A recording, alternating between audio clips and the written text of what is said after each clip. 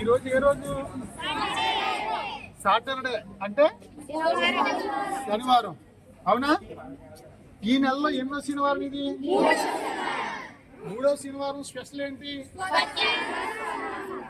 Swachhandhra Swarnandhra. Very good. మూడో శనివారం ఏంటనేది మీ అందరికీ గుర్తుంది. అవునా?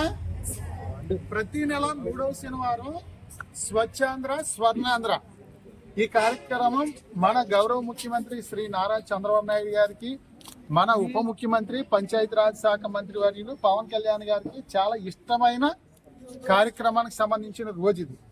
స్వచ్ఛాంధ్ర స్వర్ణాంధ్ర ప్రత్యేకంగా ప్రతి నెల మూడవ శనివారంలో ఆ రోజున ముఖ్యమంత్రి గారికి ఎన్ని పనులున్నా సరే రాష్ట్రంలో ఏదో ప్రాంతంలో స్వచ్ఛాంధ్ర స్వర్ణాంధ్ర కార్యక్రమం వారు చేస్తున్నారు.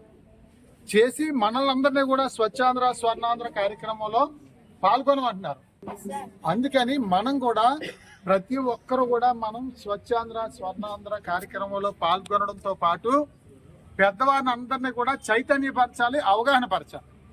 నేను మీ ఊరు మేము కొంచెం కార్యక్రమాల మీద తిరిగితే చాలా చోట్ల ఎక్కడికక్కడే చెత్త ఉంది, ప్లాస్టిక్ రోడ్డు మీద ఉంది, మురికి నీరు నిలబడిపోయి దోమలతో చాలా ఎక్కువ ఉంది.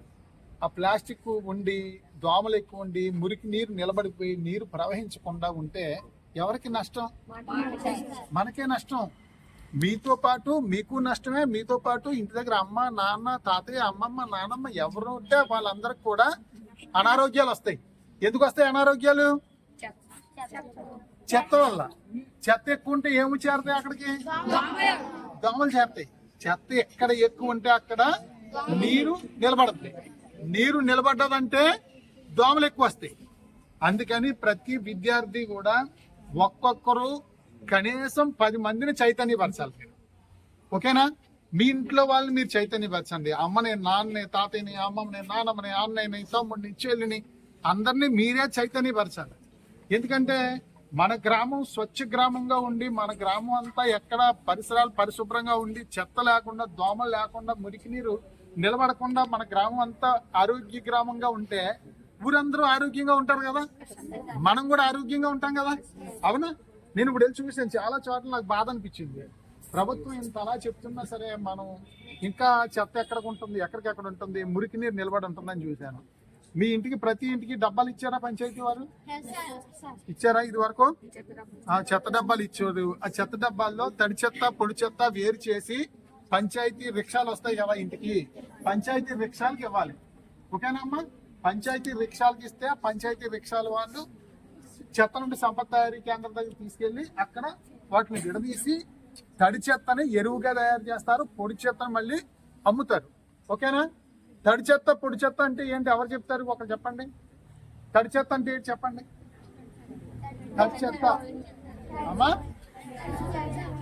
తడి చెత్త అంటే తడిచిపోయిన చెత్త కాదు, ఇంట్లో ఉన్న వ్యర్థాలు. ఇంట్లో వచ్చు కూరగాయల వేస్ట్, లేకపోతే పేడ అవ్వచ్చు, కూరగాయల వేస్ట్ అవ్వచ్చు, అంటే మట్టిలో కుళ్ళిపోయి అన్ని కూడా తడి చెత్త. అవి పచ్చరంగు డబ్బాలో వేసి మన పంచాయతీ కార్మికులకు ఇవ్వాలి. పొడి చెత్త అంటే ప్లాస్టిక్, పాప చెప్పులు, గాజు సీసాలు, వాటర్ బాటిళ్ళు అన్ని కూడా అంటే మట్టిలో కొల్లని వస్తువులన్నీ పొడి చెత్త.